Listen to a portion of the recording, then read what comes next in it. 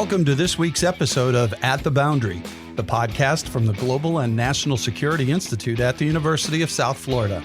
I'm Glenn Beckman, your guest host today for At the Boundary.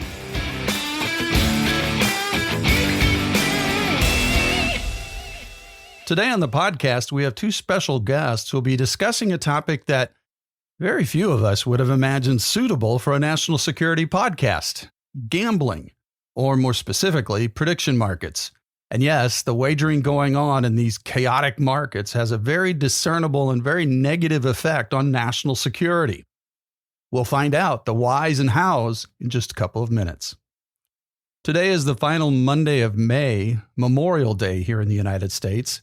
It's the day our country dedicates to mourning and honoring all military personnel who've died while serving in the United States Armed Forces.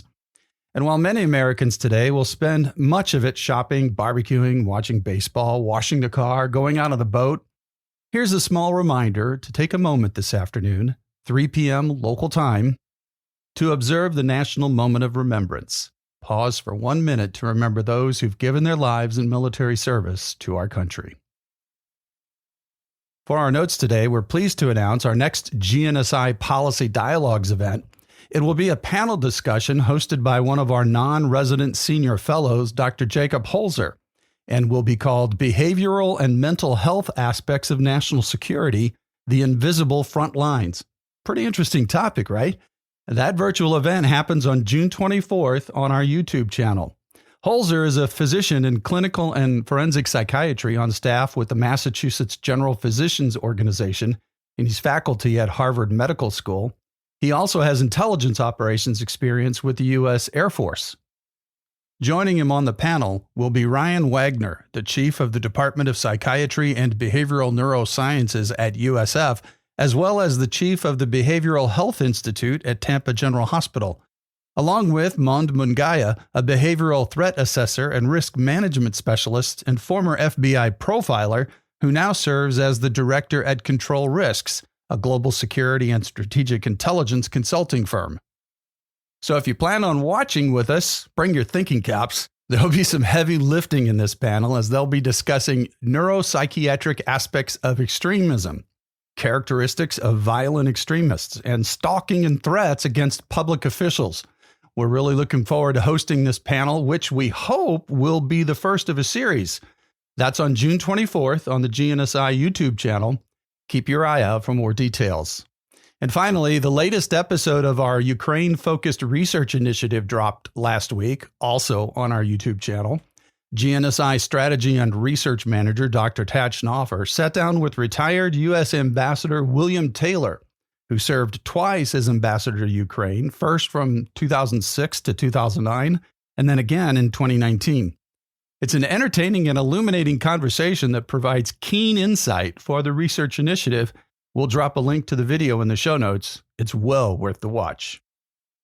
All right, it's time now for our featured conversation today. Our special guests are Doctors Amy Nelson and Sean Guillory. Sean is the CEO at Betting Intelligence, an information service that dives into the use of betting market behavior as an intelligence signal of intent and insider knowledge.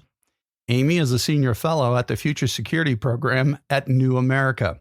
Together, the two of them authored a guest essay for the New York Times a few weeks ago, centered around an Israeli journalist who reported on an Iranian missile strike, and soon thereafter began receiving death threats.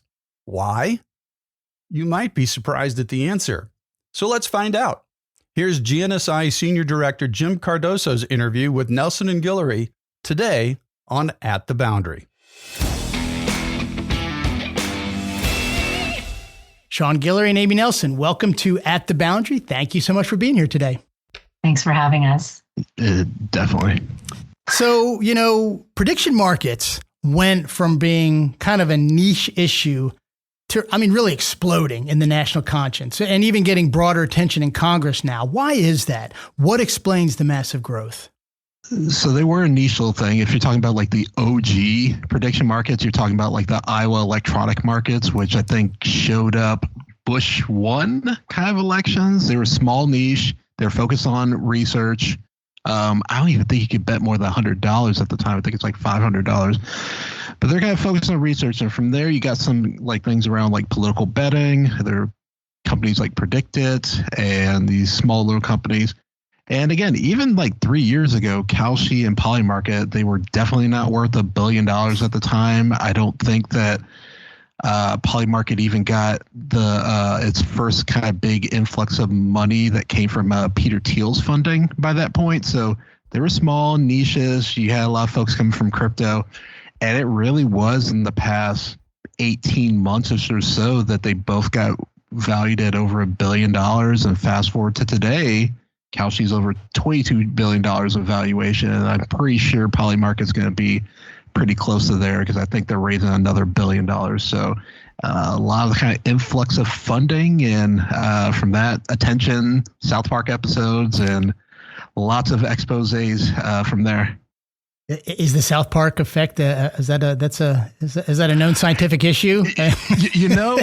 When we heard that episode was coming on for the things that we're doing for like a betting intelligence and then bet breaking news, we're like, okay, we feel like we're more like a month out, but we're like, dang, a South Park episode. Okay, let's just like move everything ahead. So we weren't ready to launch, but we were like, if South Park's coming out, I expect a little more tsunami of attention. So, yeah. If Trey Parker and Matt Stone are talking about it, then the general public needs to talk about it too, I guess, right? I think so. It's part of the zeitgeist. The zeitgeist. Yes. Everybody's favorite word. Got it in there in the first 3 minutes. Fantastic.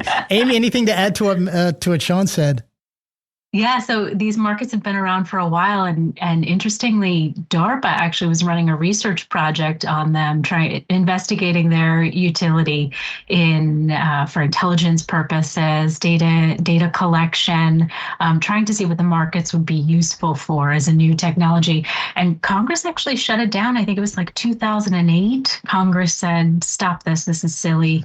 This isn't serious research, and we're not paying for it."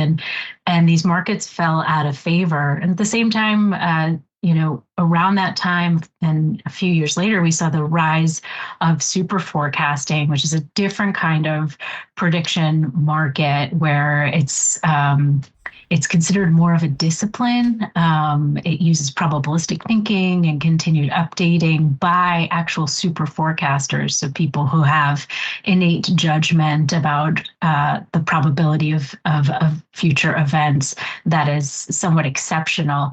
And then it uses rigorous statistical calibration, and this is all to forecast geopolitical and economic events with remarkable accuracy. And so super forecasting really filled the space for a while, and now we're seeing prediction markets overtake it in terms of investment notoriety, overall sense that this could be a useful technology, or at least a technology and capability that is having incredible influence. It's having impact, that's for sure. Yeah, I mean, you wrote in your article it was under $100 million in investment in early 2024. So I mean, in less than 2 years, over $13 billion by the end of 2025. I mean, it's just, you do the math, that's a 13,000% increase. It's just phenomenal when you Big think number. about it. Yeah. You talked about Congress and how they sort of, poo-pooed the DARPA effort. Now, Congress does seem to be addressing this even more now, but it seems they're approaching it as more of an insider trading issue. And you talk about that in your article, and you seem to disagree with that approach as well. Why is that? Yeah, it's really only tackling the problem on the edges. A lot of the prohibitions are easily routed around. It also assumes that identifiable centralized operators like PolyMarket and Kalshi remain dominant in this space. And we know that permissionless platforms are emerging where there's, no entity to hold accountable, no one to order to delist a contract. And Congress also isn't addressing this coercion aspect of journalists that we discuss in the article, as well as other sources whose words determine payouts, publicly uttered words or printed words that determine payouts. There's also no dispute resolution body for contested outcomes, which allowed, in the case we highlight in the article, for the for the bettors, for these individuals to really take things into their own hands. Yeah. So, Sean, anything to add to that, or is it Amy pretty much cover it from your perspective? That's the kind of aspect that they're missing. And I guess some of the things that may be different than like that early 2000s that they're kind of like looking at now. Again, that early 2000s, this is before the repeal of PASPA in terms of like states deciding on if they're going to allow sports betting state to state. So there's been a massive kind of influx. So in terms of like getting in with the culture, like, okay, they're already betting on sports a lot. Crypto was very much not a thing at that time as well. I'd probably say that's kind of the two drivers that helped. Because again, there have been earlier attempts to try and make prediction markets a thing, and those kind of two explosions and kind of general acceptance and the fact that these markets are permeating markets that some of the states aren't, because Texas and California still have not ruled anything in terms of like wanting sports betting, but these prediction markets be able to target them on that. Again, it's taking hold and taking latch now, and that's the kind of thing where Congress. I'm glad they're stepping in now, and wish they did it a little earlier. Yeah. Yeah, I mean, they're stepping in. I guess it remains to be seen how quickly they'll go. And it feels like we're kind of in a Wild West moment for poly markets. And then, you fast forward in 5 to 10 years, we'll look back on this time and go, oh my God, kind of like you're looking back on the early 2000s and saying, oh, that's what it was like then. And hopefully in some time in the future, we'll look back and go, my gosh, that was just nuts what was going on back there. I'm glad we came up with these types of regulatory, capabilities.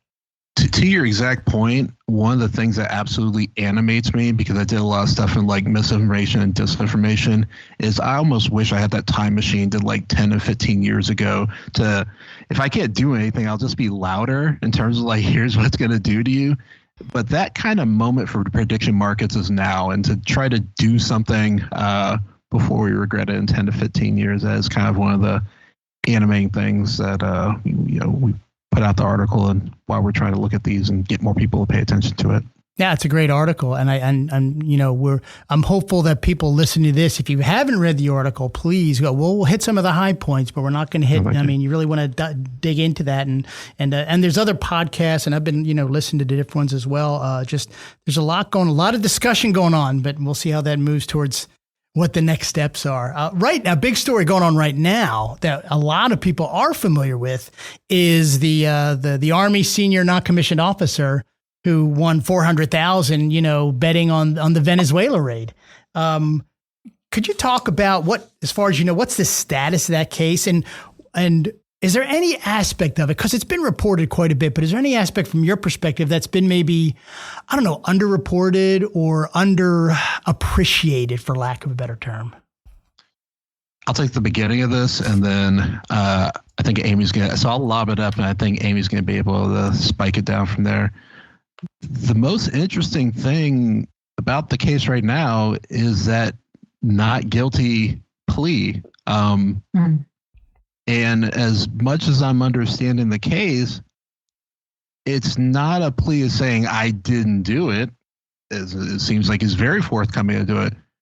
But in terms of the laws, in terms of was this okay for him to do, they're playing. This is already a very gray area, and they're kind of like camping out, hoping like, okay, like tell me where this wasn't legal for me to do. And that's where, to be fair, this is kind of the space that the prediction markets kind of want to be, because they are trying their best not to make this synonymous with gambling, because then they have to do like state gambling laws and they have to pay all these taxes. They don't want that.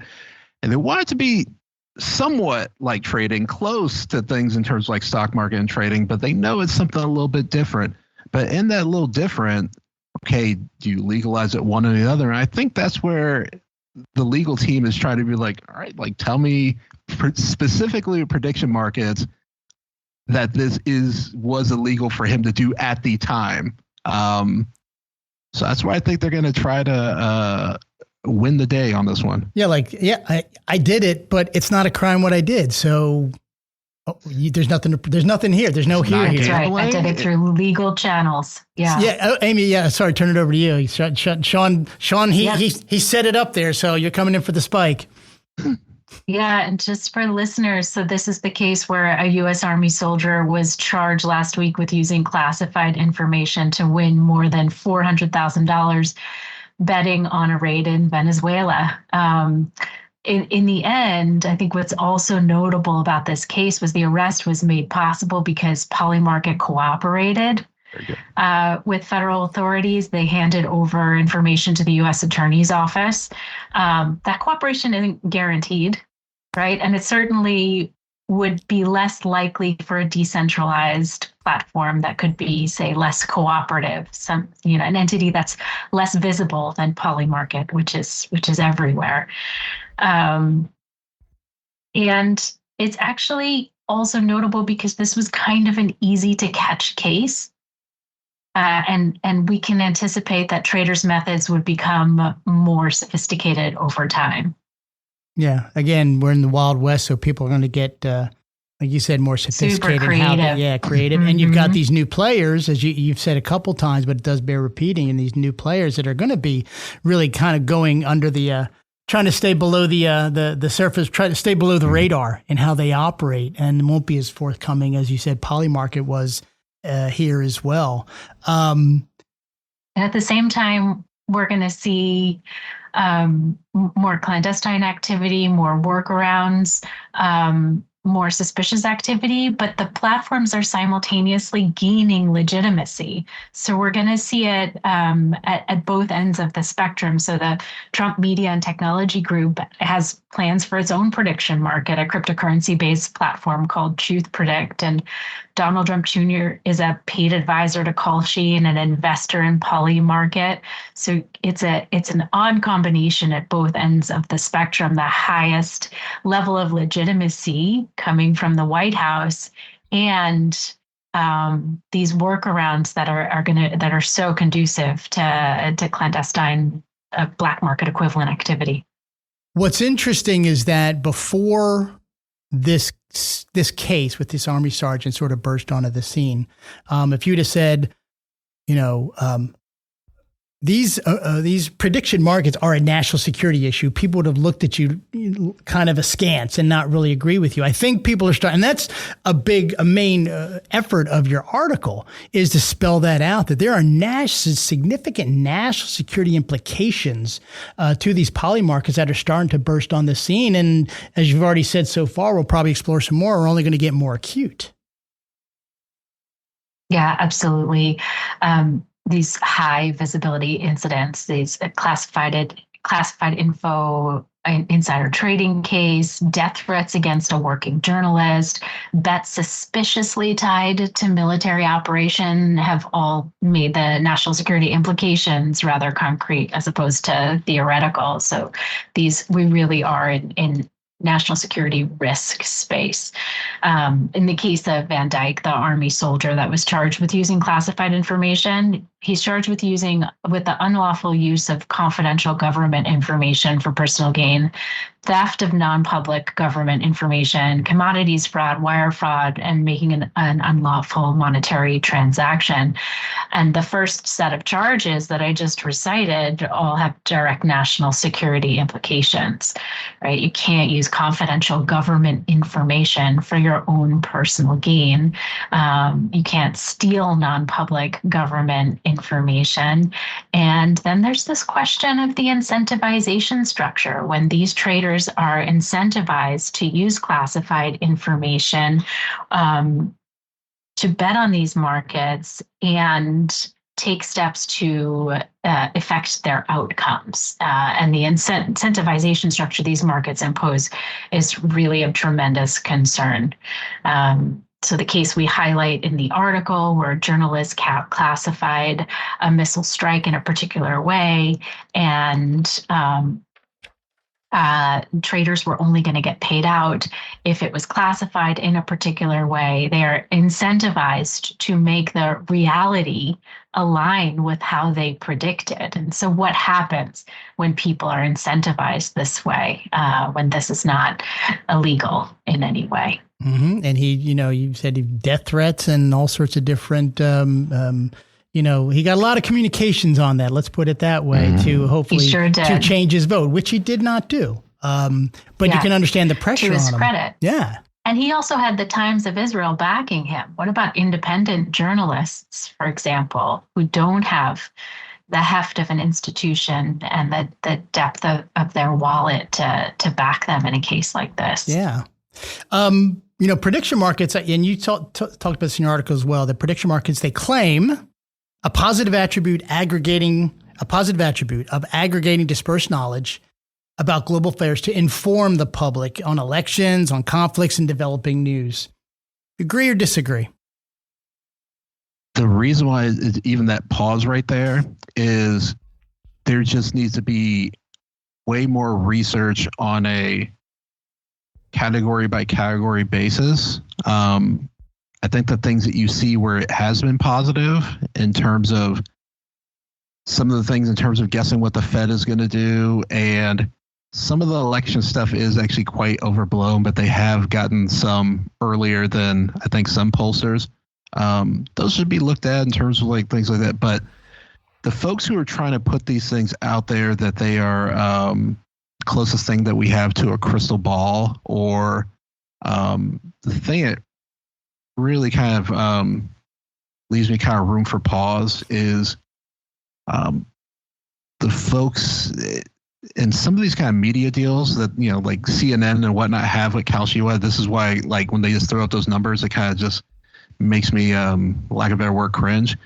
The folks that just treat those odds like they're actuarial truth and they're close to what you get if you do the statistics is absolutely silly. And some of it is maybe checking in terms of like the liquidity, and not just in terms of, does it have enough money? There's been recent studies where if you have way too much money, it gets 50-50 really quick. And then it turns back to a gamble. So there actually is a sweet spot and how much liquidity that you have in that. But the other thing is, since we're focusing in on insiders, say there are these markets where people who have the ability to resolve it one way or the other, they're not looking at these odds like, is that what I'm going to do?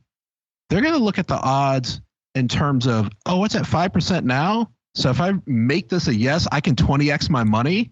They end up looking in terms of not the odds in terms of actuarially happening, but how much incentive they have in terms of like, okay, maybe I could just like do an action, get this up to 50%. I'll 10x my money. I don't have to be greedy. I'm not going to try to resolve it, but I'll put some information or I'll do a certain action to make people think a certain way, pump up the market. So again, these people come from a lot of them crypto. So an idea of a rug pull is just going to be top of mind to a lot of these kind of folks and how they make money in this space.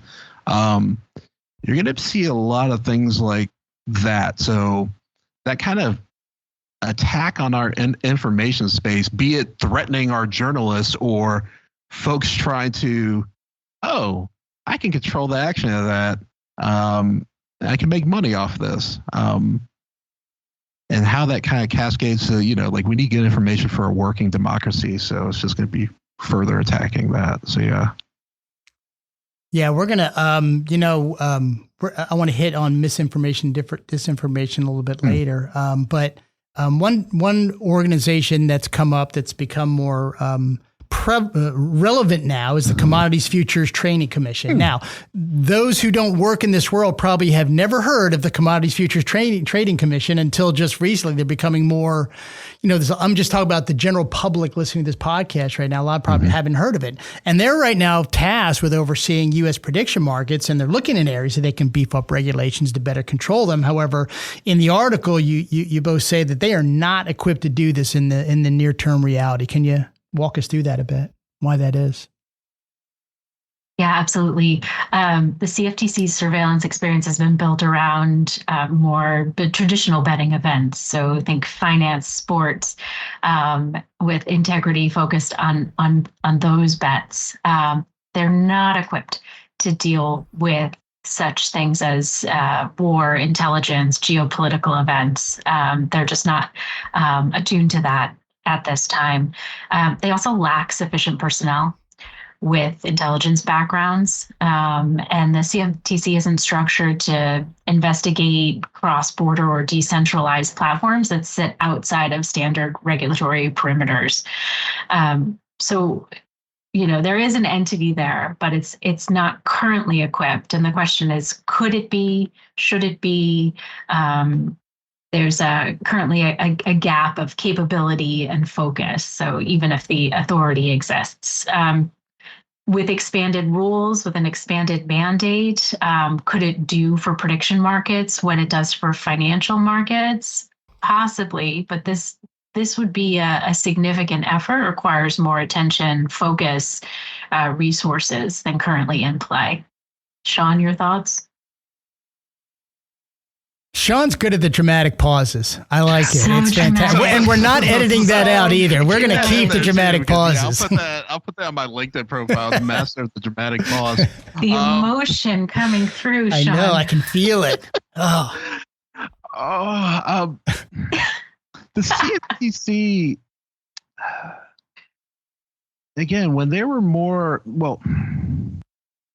the CFTC is going to change with every administration. So even like in the past administration, they were chasing, again, they raided the PolyMarket headquarters, and that's why they ran offshore for a little bit. And they're trying to come back now since there's a little bit more favorability in terms of the administration and try to, get more things in terms of the growth of these prediction markets. So at their best, they would go after these unregulated markets and find them or convict them. I think that's well within their mandate. So the folks who are trying to get licensed and working with them and making sure that their markets and whatnot are as kosher as possible, trying to point out to folks where some of these illegal ones are, and then working with proper law enforcement. I think that's well done. I think that's even kind of stretching them at that point, because and they're not necessarily going as strong on that we've seen in previous administrations. Should their job additionally be looking at every single market and understanding that this signal may indicate an insider or whatnot? I don't think they're equipped to that. I think that you're getting more into either intelligence, but there's things with these kind of signals that, if folks try to come in and treat it as, oh, this is the same kind of mechanisms that animate like a stock market or different kind of time series, they're going to lead themselves a little astray on that. So I do think that either this needs to be capability within different sort of IC, because we're not,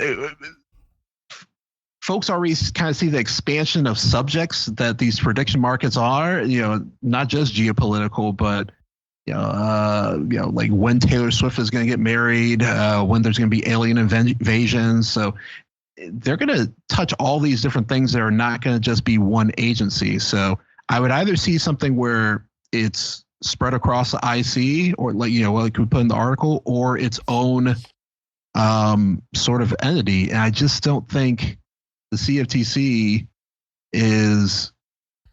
has that, even if they were to get, like increased budget or whatnot. It's just kind of like outside of their scope. They have their hands full on just, the regulated markets and going after, pointing to folks in terms of their unregulated. So yeah, that's kind of our thinking on that. You talk about in the article. I'm sorry. Go ahead, Amy, please. Yeah, I was just going to say, it really shows how the tide has changed, right? The CFTC may not be well equipped for this, but once upon a time, they were attuned to it enough and concerned about it enough to go after PolyMarket. And it's hard to imagine that happening today.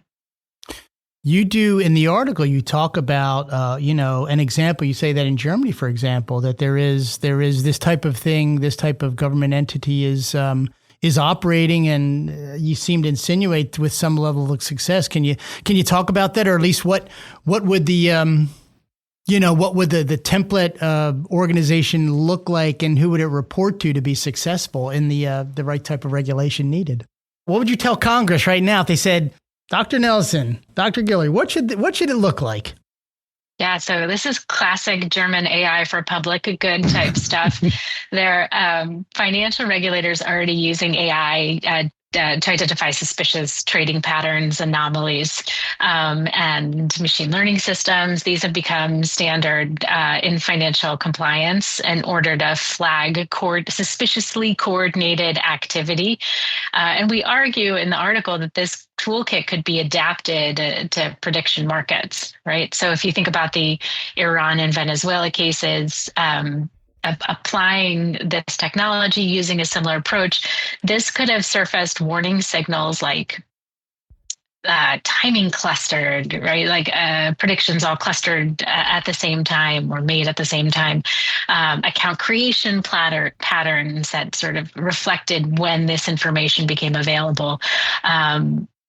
Before or immediately the bets actually settled, right? So it's a technology that allows to get out in front of the problem.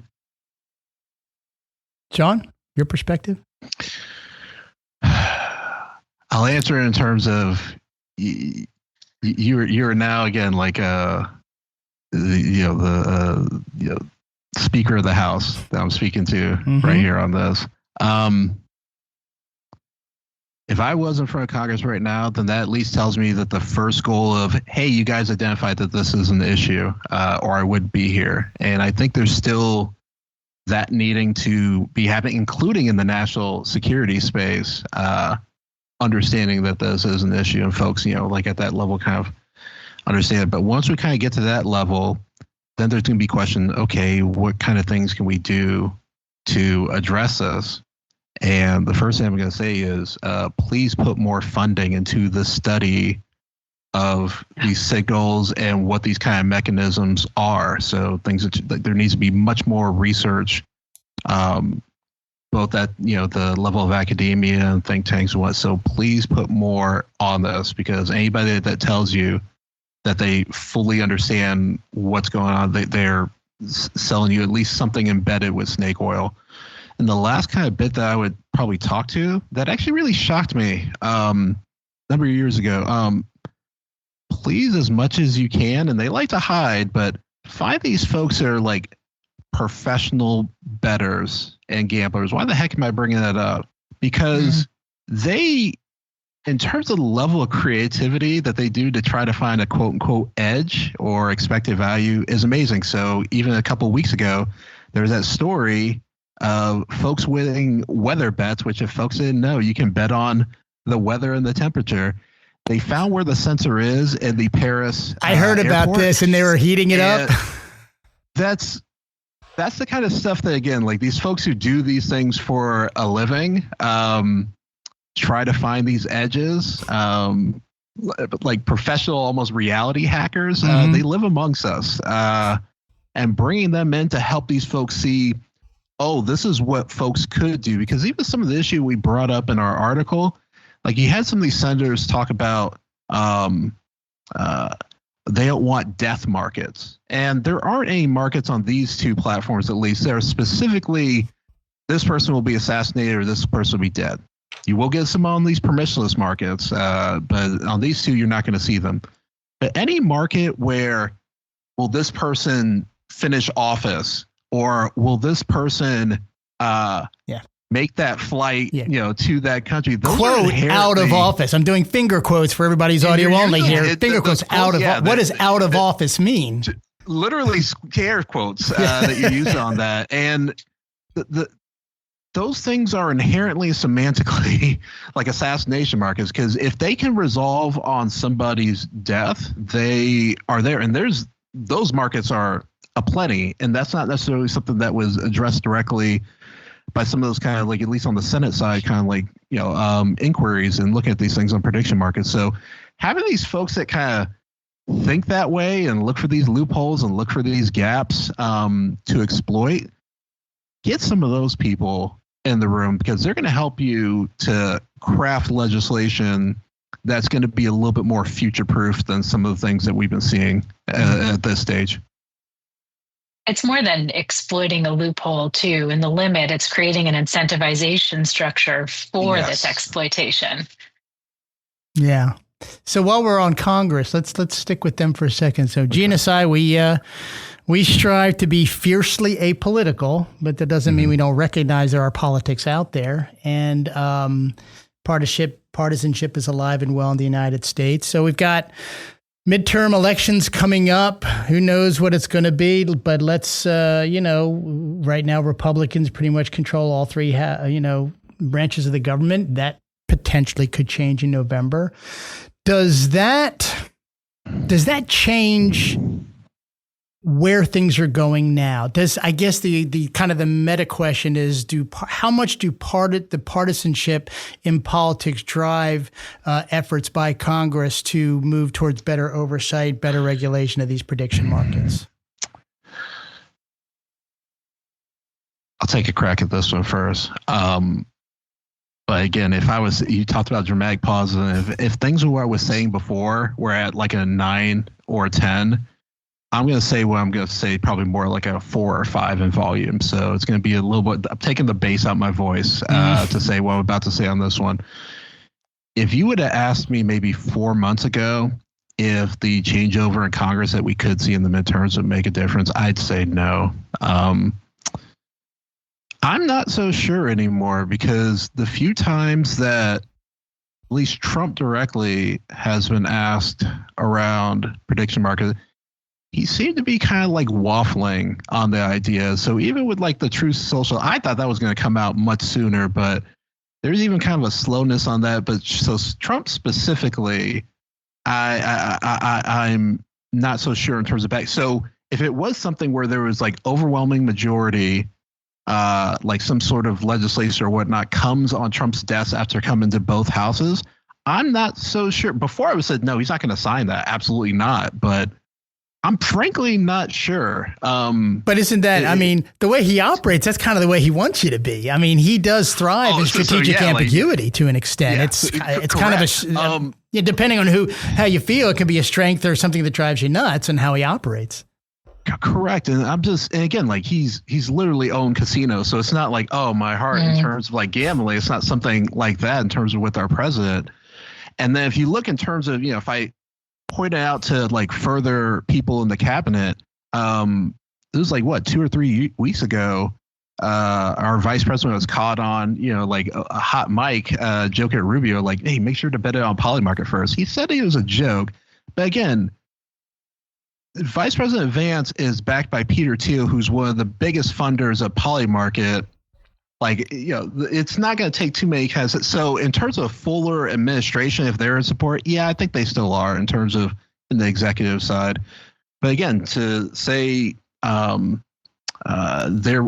think there will be more legislation and chance that it kind of goes to like both sides of the House. If there was an overwhelming overturning of who's sitting on what seats in Congress. Yeah. And then if they actually pass or not, because they're still going to need a presidential signature. Again, I'm actually not so there's a higher possibility that could happen. And again, like 4 months ago, I'd be like, no, it's not going to happen. He's too invested and tied up with crypto and the stuff, because again, like Don Jr. is still in these really high seats in both companies. And that's also why I'm like, okay, I'm not sure, but Trump is particular. It's not as much of a certainty as I would have pointed like a couple months ago. But again, I say that, what I say, like a 4 to 5. That's a 4, yeah, not a 9 or 10. That's a 4 or 5. Yeah, what do the prediction markets say? Is anyone betting on the regulation of the markets? Wisdom of the crowds here. That's true. And that's a funny thing. Again, it's not an article, but like the funny thing that you will notice about these prediction markets, where are the Kalshi markets on if they're going to win this lawsuit or not? And where are these markets on interaction? They try to stay in their own little world, and they're never going to have markets about themselves or that could like affect themselves. So yeah, those kind of markets would actually be pretty valuable to know that kind of information, but they are conspicuously you're not gonna see those on those. There just seems something inherently slipped their wrong about mind. consulting the prediction markets, about the future of prediction markets with a changeover in here's Congress. a pattern Your thoughts, we Amy? know. Yeah. Yeah, just the most recent case is going to set a precedent, right? And will precipitate action. I think there will be a reaction to it, strengthening legislation on insider trading, for example, and we'll start there. And this may be a slow and incremental process. Creating a whole new agency or entity is a very heavy and slow lift, and the problem set requires more immediate solutions. So I would say we could, in a democratic takeover of one of the chambers, we'll see this legislation move faster. So you think it could move a little faster, differently, if there's more of a Democratic majority in one or both chambers? Sure. Okay. So there is some... Sure, but creating a new entity would necessarily have to be a bipartisan endeavor and heavier and slower lift. Oh, I think it seems that Congress understands that there's something that needs to be done. It's, it's just can the partisanship be fought through to actually get something done? That becomes the question. I guess we'll see. We shall find out in the months ahead. So we're starting to wind up the podcast. So one last question for each of you, and you can go in any order you want. So if there's... The article's great. I'll make that pitch again for everybody to read it and really think through it and familiarize yourself with this issue. But at the same time, there's only so many words that can be put down on this by these two authors. So I'll give you the last chance. What is the one thing that you do wish everyone knew about prediction markets? And maybe it can be the one thing that you wrote about, but you really want to hit on, and that's the 9 or 10 level thing, to use Sean's verbiage. Or maybe it's something that the one thing you couldn't put in the article, just said because you had a cap on how many words you could put on the paper.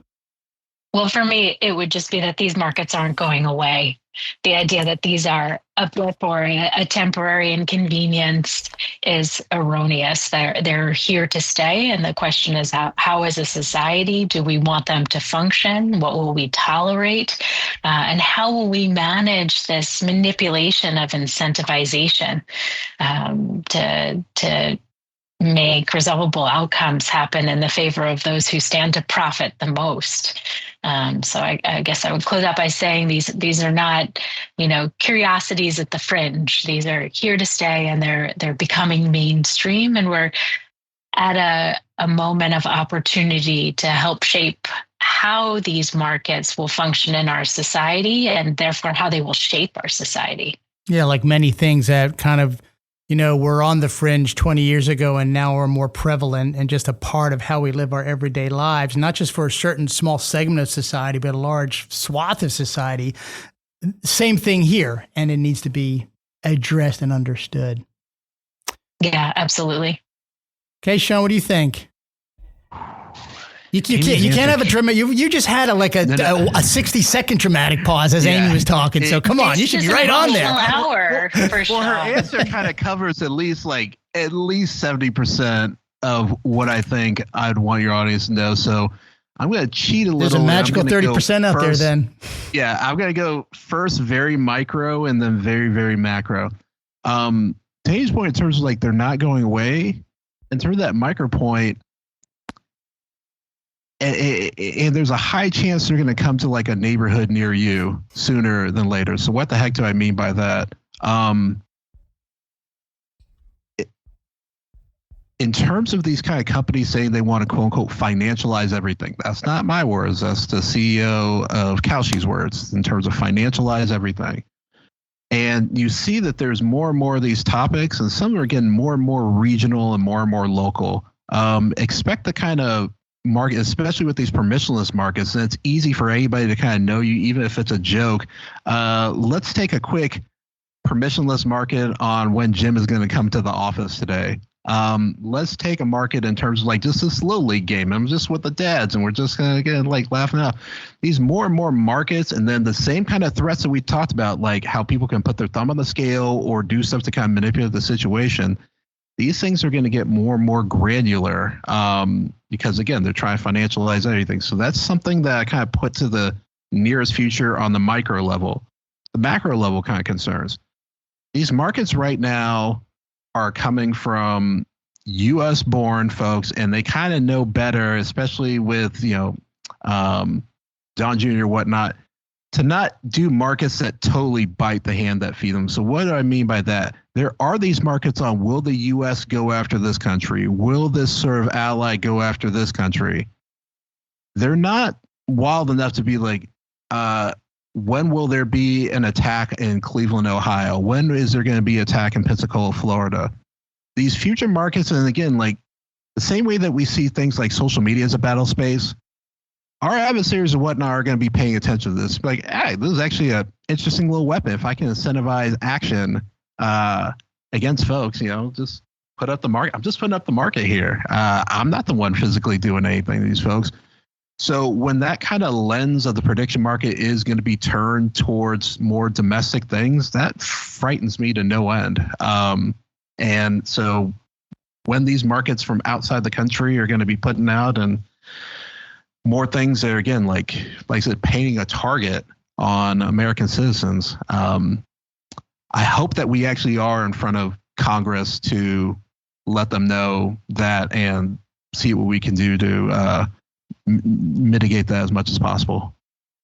This is an absolutely fascinating issue, and it's been a great conversation. I would, if hopefully you two will maybe bear with us, and we'll bring you back sometime in the future. Because I think I think a lot's going to develop. I think if we sat down and we had a conversation a year from now, it's going to be a very different conversation on things that develop. Maybe there'll be some new emerging cases coming out as well. But for now, we'll just want to kind of leave the audience wanting more. I would say, like I said, make sure you go out and read the article. But for now, Sean Guillory, Amy Nelson, thank you so much for your time. Really appreciate your insights. Thank you so much, Jim. It was great chatting. You're a gracious host. Special thanks to both our guests today, Drs. Sean Guillory and Amy Nelson, as they discuss their recent guest essay in the New York Times and the alarming trend of prediction markets endangering national security. Thanks as well to Jim Cardoso for conducting the interview. Next week on the podcast, we'll have one final chance to talk with GNSI founding executive director, retired Marine Corps General Frank McKenzie. He's in the final weeks of his tenure here at GNSI, as this summer he'll become the next president of his alma mater, the Citadel Military College of South Carolina. We're going to talk with him about the future, about his 4 years here at GNSI, the mission of standing up a brand new institute, and much more. It's can't miss stuff. That's next week on At the Boundary. So if you don't want to miss that episode or any other episode, be sure to like and subscribe on your favorite podcast platform. You can also find GNSI on YouTube, LinkedIn, and X. Be sure to follow, like, and subscribe. Tell your friends and colleagues about us as well.